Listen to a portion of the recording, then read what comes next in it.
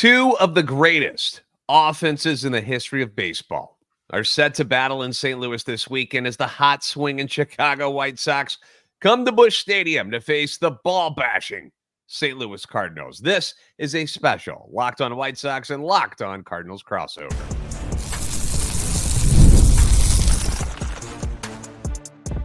You are Locked On Cardinals, your daily St. Louis Cardinals podcast, part of the Locked On Podcast Network, your team every day. Hey there, Cardinals fans and White Sox fans. I'm JD Hafford, and I'm a national radio sports anchor, born and raised in the Lou, and a lifetime Cardinals fan. And I'm your host for Locked On Cardinals, part of the Locked On Podcast Network, covering your team every day. You can follow me on Twitter, X at JD Sports Radio. You can follow the podcast at LO_Cardinals. Want to thank those of you who make Locked On Cardinals and Locked On White Sox your first listen every day. We're free and available wherever you get your podcasts. You can also find us on YouTube. Make sure you're stopping by, you're liking, you're subscribing, and you're hitting that notification button so you know when new episodes are posted. This is a show serving Cardinal Nation, and for today, serving White Sox Nation and giving the best fans in baseball all of the info about the birds on the bat. Today's episode being brought to you by eBay Motors. From brakes to exhaust kits and beyond, eBay Motors has over 122 million parts to keep your ride or die alive. With all the parts you need at the prices you want, it's easy to bring home that big win. Just keep your ride or die alive at ebaymotors.com. Eligible items only. Exclusions apply. eBay guaranteed fit. Only available to U.S. customers. Well, happy Friday, one and all, and welcome to the weekend. It's here, and what a weekend we have to look forward to in downtown St. Louis with the White Sox and the Cardinals set to face each other in what I'm sure is going to be three explosive offensive games beginning on Friday night. While we're here, while we got you, please give a nice Locked On Cardinals welcome to my partner in crime today and host of the Locked On White Sox podcast, Mr. Todd Welter. Todd, welcome in, sir. And by the way, welcome to the Locked On Podcast Network, buddy. Yeah, thanks for having me, man. I appreciate it. Looking forward to, just those 10-9 games that we're going to see on Friday, Saturday, and Sunday. I can't wait to see, how many home runs are going to be hit. It's just going to be such a fantastic game. I never got a hint of sarcasm from you there on these juggernaut offenses that we're going to see, because it's going to be bad. Like I'm expecting 1-0, not because of a pitcher's duel, 1-0 because of like nobody being able to hit with runners in scoring position. It's going to be bad. But it's more than likely going to happen that way. Yeah, I don't know if the kids and the fans are purchasing all the bleacher seats and left and right field, just awaiting the amount of home runs that are come flying over the walls from both of our squads this weekend, because it's been tough. It's been tough. The White Sox are coming into this series this weekend with the worst record in Major League Baseball. They're 6-25. They recently swept the Tampa Bay Rays, which when I saw it, I'm like, of course they're going to get hot right before the Cardinals have to face them. And they've now lost 3 straight in 7 of their last 10. On the Cardinals side of things, they're not that much better. They are in 4th place in the NL Central at 14-17. They've lost 2 in a row and are 5-5 in their last 10. The White Sox, Todd, stop me if I'm wrong, but they kind of knew that this was going to be a tough year. This wasn't going to be the most competitive team coming into the season. Would you say that's accurate? Oh, yeah, it was going to be bad, but I don't think everybody was expecting it to be historically bad. They're off to the worst start in franchise history, and it's not like the White Sox haven't been around since 1900. This is like, everybody thought maybe 10, 11 wins by now, because the hope was they would be better than last year's start when they got off to a 7-21 start and just everything crumbled from there. Yeah. But it's even worse. Like, it's historically bad. They are 3-8 in 1-run games. That's how bad it's been too. Like, they give you hope, and then the bullpen blows it, or they commit a bad error like Paul DeJong did on Wednesday. We know that guy. Yeah. We're quite familiar with them. Now, coming into the year, you guys did have one thing in your pocket. You had one of the biggest trade chips this offseason, and that's former White Sox pitcher Dylan Cease, who ended up getting shipped to the San Diego Padres back in March. You got 3 of the Padres' top 10 prospects in return. It was a guy that a lot of Cardinal fans were hoping that they would be able to sweet talk the White Sox into shipping him over, because at the time, people were concerned that the Cardinals, it was all about pitching this offseason. They were trying to fix this pitching staff that was so bad. And they're like, God, it would be nice to pair Dylan Cease along with Sonny Gray and just have that 1-2 punch at the top of the rotation. Ends up going to the Padres instead. Now, looking back on this deal, like I said, it happened back in March and we're in May now. What were your thoughts on the trade at the time, like the whole timing of it, where it was, right there at spring training? And has it changed at all since the season has started and you've seen how poorly the White Sox season has begun? So the timing was fine by me. In fact, it took Chris Getz finally this long to realize that he wasn't going to get, as I think John Heyman got an executive that said that he was asking for the moon and the stars and the sun. Mm-hmm. So it took him a little bit of time to finally realize that he wasn't going to get that trade package. Like, I believe there was a rumor from the Reds that he was asking for their 2 top pitching prospects and then 2 more top 10 prospects. Like, that's how high it was. Yeah. So it needed to be done because he was making $8 million. That's the other thing. Still cost effective and still under team control for another year. He was their best trade asset. And this team was so terrible that he was the last piece of the roster teardown because the title contention window slammed shut because of a lot of reasons, including, one of the reasons was Tony La Russa, you guys' boy. We know him too. Yeah. But I like the trade and I still do, as you said, they got 3 of the Padres top 100 prospects. Top 10 prospects. Mm-hmm. Drew Thorpe, he was at the time MLB's pipeline's number 85 prospect. He's now up to number 77, I believe. And Jairo Iriarte, try saying that fast 3 times. Yeah. He's another guy with a great fastball, and they're both tearing it up right now in Double-A. And one of the biggest things that gives a lot, at least that I try to tell the Locked On White Sox audience, is you at least have hope to have a young, talented, controllable starting pitching down the road. And that's what you need to be competitive when you act like a small market team. They've got Garrett Crochet, who we'll probably talk about later. They've got, he's looking to be a dude. They already brought up Jonathan Cannon and Nick Nastrini for a few a brief debut. So they've got a lot of young, controllable arms, and that's why I like the deal. And then Samuel Zavala, he might actually be the answer in right field. The Sox are still trying to replace Jermaine Dye, and he retired 2 decades ago. Like, that's how bad right field is bad. Yeah, that's how bad. Like, right field has been an eternal hole in this lineup.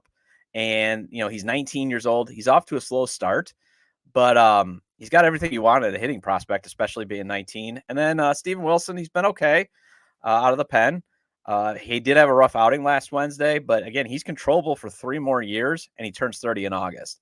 So you can flip him at the deadline, or again, you still have a relatively affordable arm in the bullpen for the next 3 years. And one of the things that sunk the White Sox was they used a lot of their limited resources, financial resources, on the bullpen. And you don't want to be spending that much money on your bullpen like they did, for like Liam Hendricks and Joe Kelly and, oh God, now I'm getting trauma.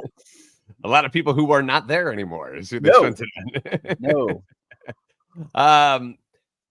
What's been the fan reaction to this? Where, being in St. Louis, and then, we're not that far from Chicago, and we understand that, people are upset about the Cubs not spending enough money. Do they feel the same way about the White Sox? Are they like, hey, we are in Chicago. Like, why can't we afford the pretty big toys that everybody else is getting? Or do people understand what's going on there and that this rebuild's going to take some time? So right now, the fan reaction is somewhere between apathy and rage. Not with the trade, but just with the team in general, because the owner, Jerry Reinsdorf, he's one of the worst owners in the team. I mean, they are in the league. They want, there's been chance for sell the team for now about 1.5 years. He's also asking the taxpayers to cover a $1.9 billion new stadium he wants. And he's only willing to chip in $200 million. So it's right now apathy and, a lot of people just turning away from the team. I would equate it to, from the hockey side, when the Blackhawks became irrelevant in the early 2000s with old man Bill Wirtz just keeping the games off of TV, the home games off of TV, being just absolutely cheap. That's where the White Sox are right now. Yeah, that doesn't sound like a lot of fun. It's a little bit familiar because with all the success that the Cardinals have had over the years, there's a lot of upset fans right now too. The Cardinals apparently also are asking for some money to do some renovations over at Busch Stadium, and fans are kind of upset that they're not spending more money, considering their owner is a billionaire and is deciding, no, I'm not really moving past that $200 million payroll spot. That's where I'm comfortable. That's what we're spending. So that's Mo's job to go out and field the team that can win under those circumstances. And so far, it has been easy. The Cardinals this offseason, for your White Sox crowd, they had to rebuild an entire pitching staff, really. They went out and got AL Cy Young runner-up Sonny Gray. They signed a couple of veterans, Kyle Gibson, former White Sox, Lance Lynn. You're familiar with him. They also got Keenan Middleton, who was with the White Sox last year. They traded for Andrew Kittredge, and they're floating around under 500 right now after an ugly season last year, and it's got fans deeply concerned that they are headed down a similar path here in 2024. Now, the one thing that we kind of hinted at the beginning of the show was that these teams have one thing in common, and that is that neither of them have been able to hit the baseball hardly at all. So we're going to talk about the offenses for both sides coming up next on this crossover episode of Locked On Cardinals and Locked On White Sox. Passion, drive, and patience. That's what brings home the winning trophy. It's also what keeps your ride or die alive. eBay Motors has everything you need to maintain your vehicle and level it up to peak performance, from superchargers to roof racks, exhaust kits, LED headlights, and a whole lot more. Whether you're into speed, whether you're into power, what if it's style, what if it's all three, which, why wouldn't you want all three if you could get it? eBay Motors has got you covered in all of these different areas with over 122 million parts. For your number one ride or die, you'll always find exactly what you're looking for. And bonus, with eBay Guaranteed Fit, your part is guaranteed each and every time to fit your ride. And if it doesn't, you get your money back, because with eBay Motors, they're interested in you burning rubber, not burning through your cash. That's not what it's all about. With all the parts you need at the prices you want, it's easy to turn your car into the MVP and bring home that win. Keep your ride or die alive at ebay.com/motors. That's ebay.com/motors. eBay Guaranteed Fit, only available to U.S. customers. Eligible items only. Exclusions apply.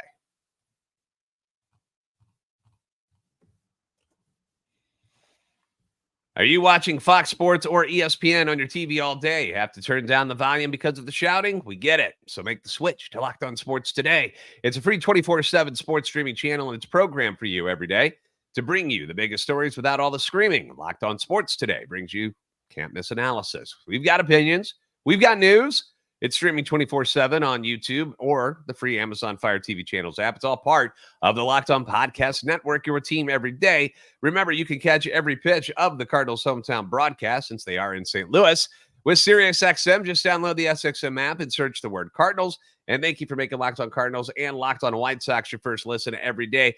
We would love to have comments from you in the comments section on YouTube, as well as hit us up on Twitter X anytime you want. That feedback always welcome and encouraged. Once again, Todd Welter, host of Locked On White Sox, joining us for this crossover episode. Todd, what's your Twitter handle for everybody listening to the audio version of this? You can see it if you're watching YouTube, but on the audio version, let everybody know where they can follow you. At Todd J. Dub. J. Dub. Is that a given nickname, or did somebody give that to you? Well, yeah. I mean, when I was at Marquette, I was always called T-Dub, so I went Todd J. Dub because my middle initial is J, so Todd J. Dub. Also, I'm from Johnsburg, Illinois. There you go. Born and raised. And how long have you been? Have you been a White Sox White Sox fan your whole life, or is this just job related, or how did you get into the White Sox? Oh, I've been a White Sox fan my entire life. So I grew up in McHenry County, which is like the far northwest suburbs, way out there. We're a suburb. We have a metro line.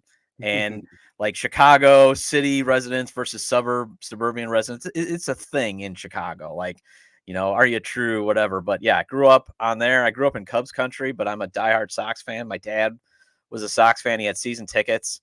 And he always took me to the game. He was part of a season ticket package, and he would keep 4 games, and I think he got like 10, so he would sell the other 6, and he would take me, and we'd sit and watch the Sox and eat Scott Peterson hot dogs for $1.75 because that was the only time we could pay for concessions. And then he dropped his season tickets after the strike. But I've always been a Sox fan, but I have covered Major League Baseball. We were texting. I covered the Brewers for the Associated Press because I do reside now in Milwaukee.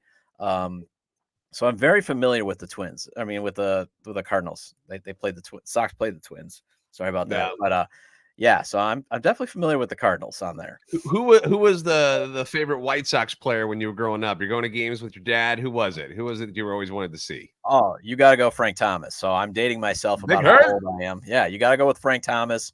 It was always amazing to see him crush a home run. Ozzie Guillen, Lance Johnson. Jack McDowell was awesome to see. Another former Cardinal, Lance Johnson. That's where he started, was with the Cardinals. The one dog. Definitely loved Alex Fernandez, Wilson Alvarez, all those guys. And then there was the white flag trade, 1997. And that's what I keep trying to remind our audience is being a White Sox fan is like being on a roller coaster ride. Like, they'll crush your heart. Like my first heartbreaking moment, 1989, I think I was 7 years old. They traded Harold Baines and I was crushed, but they got Wilson Alvarez and Sammy Sosa in that deal. So then they go win the division in 93. And then, you got the white flag trade, but then 8 years later, you win a World Series. So, but right now we're definitely in a very bad peak right now.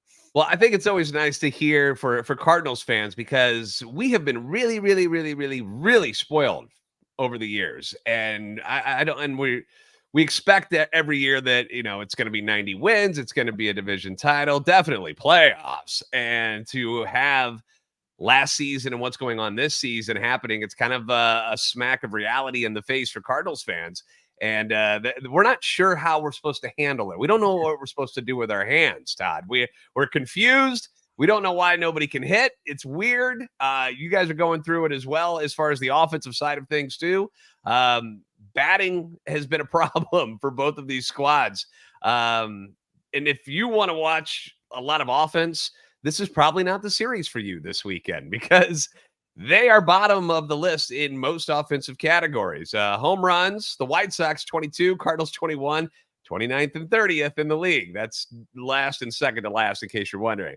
Runs scored, Cardinals are at 28, White Sox at 30th. You got the A's in there at number 29. Hits, Cardinals 26, Sox 30. Batting average, Cardinals 26, Sox 29. OBP, Cardinals 25, Sox 30. Slugging, you're catching the theme here, right? Slugging, Cardinals 27, Sox 30th. And then OPS, Cardinals 28th, White Sox 30th. Now, for the White Sox, a couple of reasons why you guys might be struggling offensively is because two of your big guns out with injuries right now in Luis Robert and Yoan Moncada.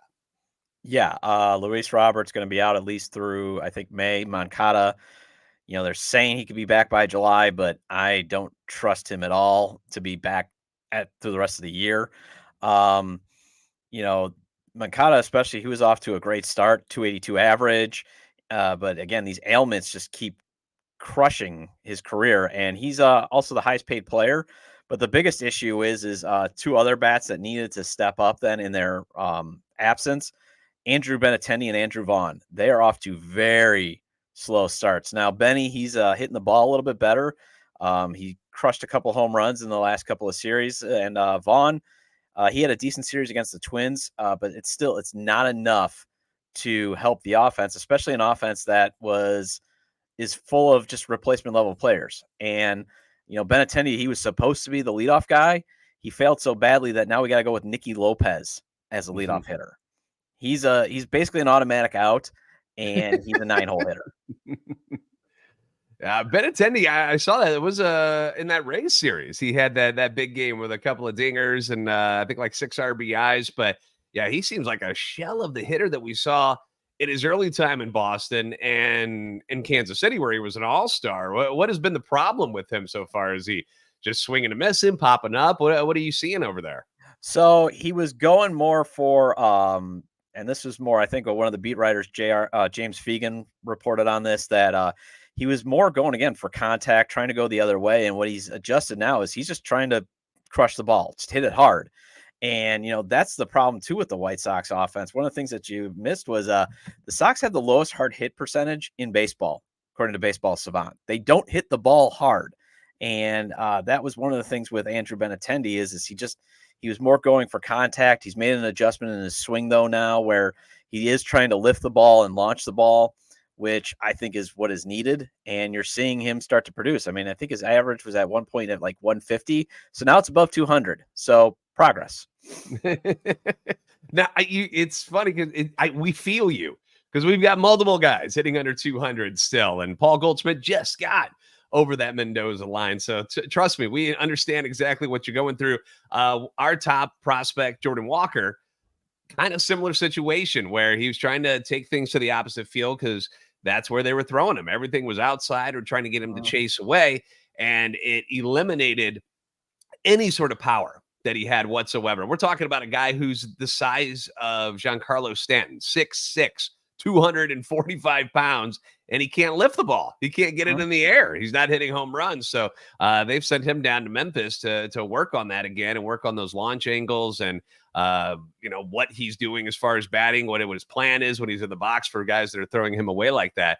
Because you're like, what? How has this guy got one RBI or like no home run? Like it was weird that he's been dominated as well. Another guy I want to bring up on the White Sox side of things, because this was a dude that back in 2019 looked like he was on the verge of becoming one of the elite sluggers in the league. Eloy Jimenez, 31 dingers that year in 2019. But since then, the production has tailed off. And as you mentioned with Moncada, injuries have been the real problem with him. Yeah, he cannot be relied on. I think he's only played over 100 games like twice in his career. He got hurt in the third game of the season. Now he came back. He's been hitting a little bit better. His average got dropped down to, I think it was after the Phillies, one of the games in April 19th. He was at like under 100. So he's been on a tear recently, but he cannot be counted to stay in the lineup. He is a guy that will probably only play 100 games a year. He's probably likely not to have his option exercised.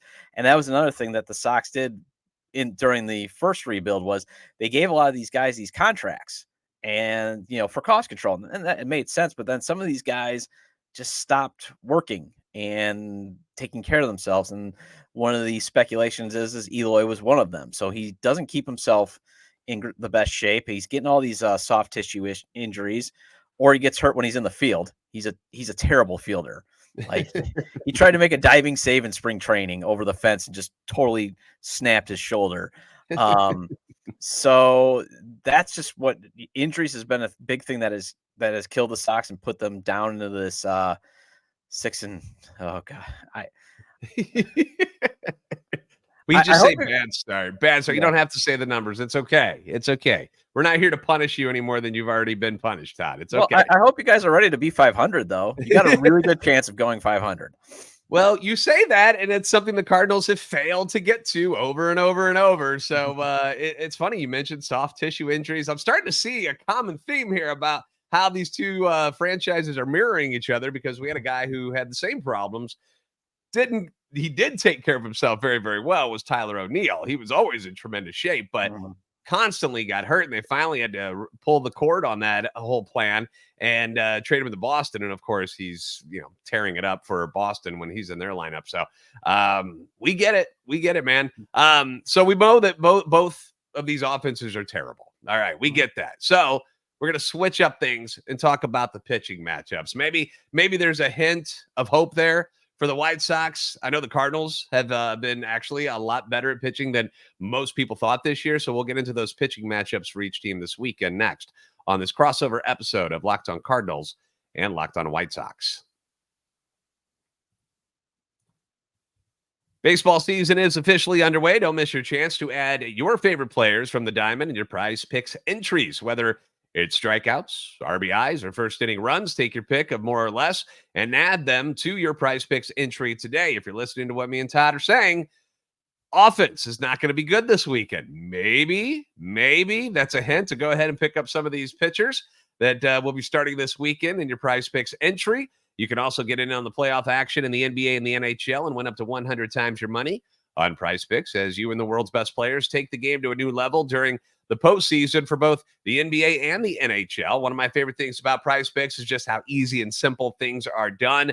It's not confusing. If you're new to PrizePicks, it's not a confusing app. Very simple. You can make your picks, submit your entry, and you can do it all in less than 60 seconds. And when you win, you get your money right away. Quick withdrawals, easy gameplay, and an enormous selection of players and stat types. That's what makes PrizePicks the number one daily fantasy sports app. So download it for yourself today and check it out. Download the app. Use code LOCKEDONMLB for a first deposit match up to $100. That's download the app. Use the code LOCKEDONMLB. And by the way, lowercase, LOCKEDONMLB for a first deposit match up to $100. Pick more, pick less. It's that easy with PrizePicks. All right, we need a timeout real quick and a pause to talk about Monopoly Go. If you haven't tried this yet, I don't know what you're doing. I don't know why you're waiting, because I'm not gonna just let this pass you by. An opportunity to have some fun, enjoy a really good game that's got a lot of good stuff inside it. It's Monopoly Go, where you can team up with your friends for time tournaments, where you work together to build up each other's boards. The more you win together, the more awesome prizes you can unlock. And there's so many other things that you can grab, like unique stickers that you can trade with friends to complete albums to get yourself some big prizes. They got cool new playing pieces to travel the boards with. They've got hilarious emojis. So you don't always have to get along with your friends. We're guys. We get it. You like to give each other a little crap here and there. You like to smack talk. So you've got those emojis that you can use for taunting your friends when you smash their buildings, when you heist their vaults. Plus, Monopoly Go feels new and exciting every day with constantly changing tournaments and challenges. Ton of unique mini games like digging for treasure. You can do that. They got robot pachinko machines, and there's always new timed events that help you win big, like massive multipliers for everything you win or rent frenzies.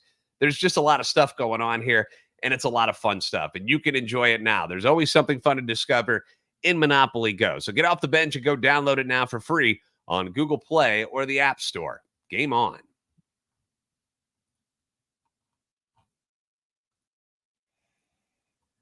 Locked On has launched the first ever national sports 24/7 streaming channel on YouTube. It's also available on Amazon Fire TV and the free Fire TV channels app. Locked On Sports Today is here for you 24/7, covering the top sports stories of the day with the local experts of Locked On, plus our national shows covering each and every league. You can find Locked On Sports Today now available on the free Fire TV channels app. Once again, host of Locked On White Sox, Todd Welter, joining us today for this crossover episode. We're previewing this weekend's Titanic matchup, offensive matchup between the Sox and the Cardinals at Busch Stadium. Let's get into the pitching side of things, Todd. We know the hitting stinks. How about the pitching side of things? How are things in Chicago? Starting pitching-wise, you trade Dylan Cease. There are still some familiar names, though, in that rotation that the White Sox have been using this year. Have they been at least able to keep you guys in games despite the offensive woes? Oh, yeah. The problem is they're just not going deep into games. Last series against the Twins, but all three starting pitchers barely were able to go 5 innings.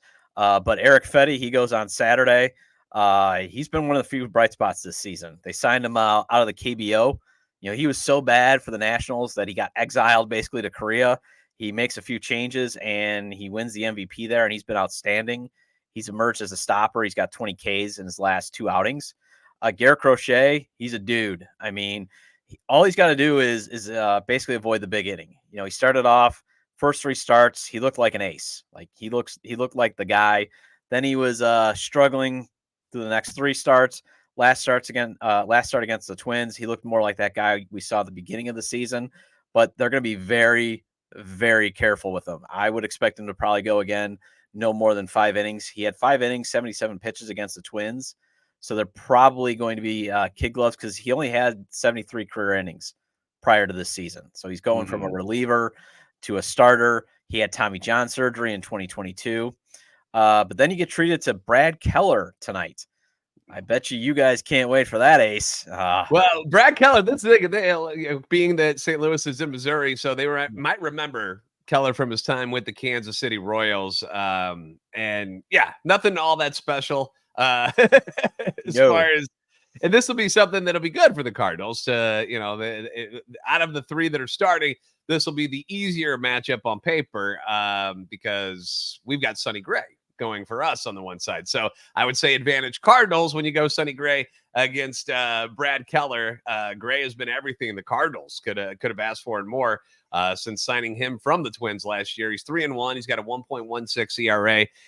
The lone loss, by the way, Todd, was against the NL Central leading Brewers, where he only gave up 2 runs in 6 1/3, and he struck out 12. And yet, because the offense couldn't put the ball in play, they lose. So clearly not his fault in that one. He won earlier this week against the Mets in what was so far his worst outing because he didn't get started due to a hamstring issue earlier in the season, but he ended up giving up 4 runs over 6 innings. He struck out 9, though. So, I mean, it's not like we're like, oh, you stink. It was still a very good outing, but he's been great. So advantage Cardinals on Friday, that's for sure. Saturday, you mentioned Eric Fetty, the former first-round pick from the Nationals. Things never worked out for him there, and he's been really good so far. And guess who you guys get to face on Saturday? Former White Sox Lance Lynn, who gave up 785. I think that's the exact number of home runs last year. What was going on with the home run ball in Chicago? Because it wasn't just Lynn who was getting torched. Well, it's a very good home run park, even though the White Sox struggle to hit home runs in their own park. The ball weird, carries, right? Yeah, the ball carries very well. Especially again, it's just like Wrigley Field. If the wind's blowing out, the ball is going to go out. If the wind is swirling, you're going to struggle to hit. But that was the issue. Is it's a very good hitter's ballpark, and the White Sox just decided to construct a roster with guys that can't put the ball in the air. Yeah, so that's probably not a wise choice. Yeah, because him and Giolito struggled with home runs last year, and everybody was just curious, like, was it because he really sucked? Was he tipping pitches? But you think it was just kind of the home ballpark was going against him? It was the home ballpark, and I think it was also location. The only guy that was ever really tipping his pitches was Michael Kopech, and they moved him out of to the bullpen. So, and he's now just back to throwing 100 miles an hour. So if you guys get Kopech, all he's going to do is throw his 4-seam fastball. So just lay off it. If he does decide to throw a slider, then he's effective. But he's basically going to try to throw 102 miles an hour every time. And then it didn't help for Lance Lynn to be traded to Dodger Stadium, where that's another ballpark where you can drive the ball pretty well. And that's where he was giving up, I think, another, what did you say, 785? I think about half of them did come at Dodger Stadium. Yeah, it just the ball was flying off of bats when Lance Lynn was throwing it in. He has been a lot better this year, by the way, because that's actually a battle of undefeateds on Saturday. Because Fetty 2-0, Lynn 1-0, although he should have a better record than that because he's actually pitched very, very well. And then you mentioned Garrett Crochet on Sunday, big left-hander, 1-4. I've enjoyed him in fantasy due to the strikeouts, but he's had a couple of bad games, but you're going to get that with young pitchers. He's still trying to figure things out. So what's the key to beating Garrett Crochet? If he doesn't go deep into games, how do you work the counts against him? Does he struggle with any certain pitches, throwing it in the zone? No, he's pretty good at throwing strikes. The thing is what he'll try to do every now and again is he tries to get it down on right-handed hitters, and he's a left-handed hitter. And that's the one pitch where if you try to get it down, you can almost see it. It'll leave like a little extra tick for a hitter to catch up to it. That's where I've seen him make his mistake, is if he's going on to a right-hander trying to get it down and in, that leaves the ball up just for a brief second for you to kind of launch it, and that's what happens. He gives up. In those 3 bad starts he had 3 bad innings where he gave up a bunch of home runs. Cincinnati gave up 5.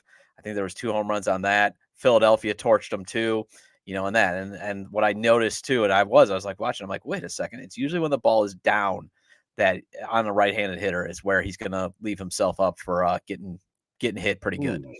That could be interesting for Nolan Arenado because he has lost all of his power, it seems, but loves the ball down, loves the ball low and in, dead pull hitter. So that might be a matchup to watch on Saturday or on Sunday. And that's pretty much it. What's going on this weekend? Who on the offensive side for the White Sox is your pick to click? Who's somebody we should keep an eye on this weekend? I'm actually going to go with Andrew Vaughn. I mean, he had 5 hits in the last series, so maybe he's finally starting to get out of his struggle. And then the other guy is apparently the missing piece was Tommy Pham. They've won 3 games since he was added. So I'm going to go with 2. I'm going to go with Tommy Pham and Andrew Vaughn. I was going to say, I was surprised you didn't go Tommy Pham and Paul DeYoung, just revenge weekend for former Cardinals, because that's usually how it works out. I don't know if you saw over this past week where the Cardinals faced Jack Flaherty for the first time, and he just goes out and strikes out a career high 14 hitters in the game. So I don't know. People like to shove against the Cardinals when they have been jettisoned from St. Louis at some point in their careers. So Tommy Pham, Paul DeYoung watch, and then some Vaughn in there as well. On the Cardinals side of things, I wish there was somebody that I could tell you to be scared of. None of them are really any good right now.